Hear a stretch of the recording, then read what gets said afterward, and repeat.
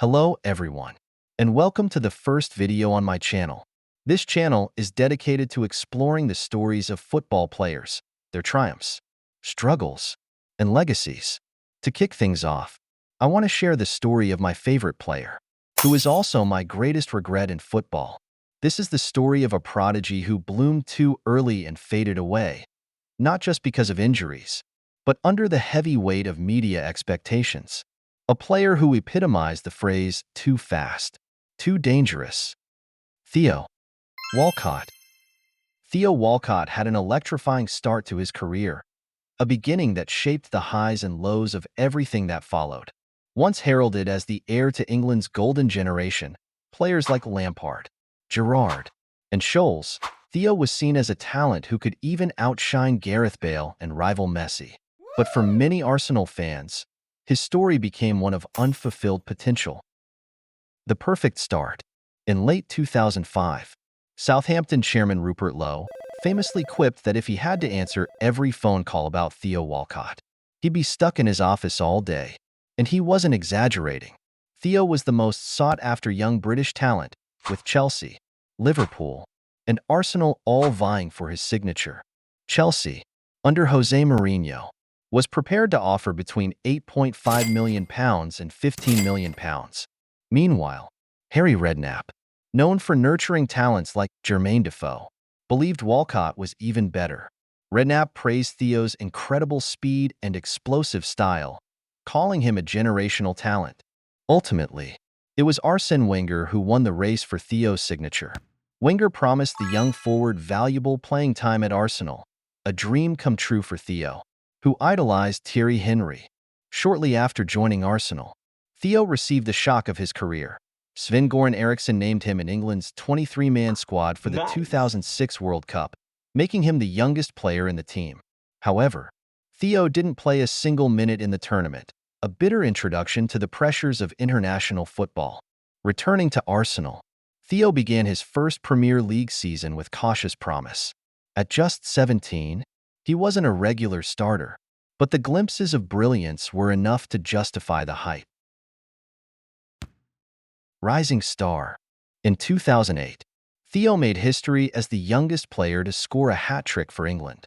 The 19-year-old's stunning performance in a 4-1 win against Croatia during World Cup qualifiers captured national headlines, with fans and pundits declaring him the future of English football. By the 2010-11 season, Theo seemed ready to fulfill his potential. His pace, skill, and growing confidence on the pitch suggested a career on the verge of greatness. In the 2012-13 campaign, following Robin van Persie's departure to Manchester United, Walcott stepped up, playing through the middle. He became Arsenal's top scorer that season, netting 21 goals across all competitions. The decline. Despite his promising performances, Theo's career was repeatedly derailed by injuries and missed opportunities. Fabio Capello's decision to exclude him from England's 2010 World Cup squad was a crushing blow, especially as Walcott had been in good form. Capello preferred players like Aaron Lennon and Sean Wright-Phillips, leaving Theo to reflect on what might have been. In 2012, Theo suffered an ankle injury during a Euro 2012 qualifier, sidelining him for weeks. The 2014 World Cup brought further heartbreak as he sustained a serious knee injury against Tottenham, ruling him out of the tournament. Although his recovery was smooth, these setbacks took a toll on his momentum. By 2016, Theo found himself struggling for consistency. Excluded from England's Euro 2016 squad, he re-evaluated his approach and worked hard to rediscover his form. Arsene Wenger placed renewed faith in him, and Theo started the season strongly, scoring 11 goals by October. However, his form dipped, and he finished the campaign with only 8 more goals, eventually losing his spot in Arsenal's starting 11. Moments, not memories. Theo Walcott's Arsenal career was defined by flashes of brilliance rather than sustained greatness. He delivered in big moments, scoring crucial goals against rivals like Tottenham and Chelsea, but he never cemented himself as a consistent star.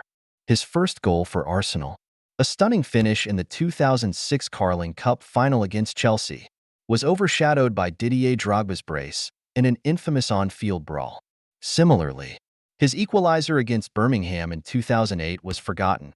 Amid the horror of Eduardo's injury and Arsenal's title collapse, perhaps his most iconic performance came in the 2009 Champions League quarterfinal against Barcelona, where his electrifying second-half cameo sparked an Arsenal comeback. Yet, the headlines belonged to Cesc Fabregas, who played on despite a broken leg. These moments highlight Theo's unique ability to impact big games, but they also reflect a career that never quite reached its potential. Arsenal fans, yearning for success, grew frustrated with his inconsistency. Missed crosses and poor decisions became more noticeable than his goals, and the connection between Walcott and the fans began to fade.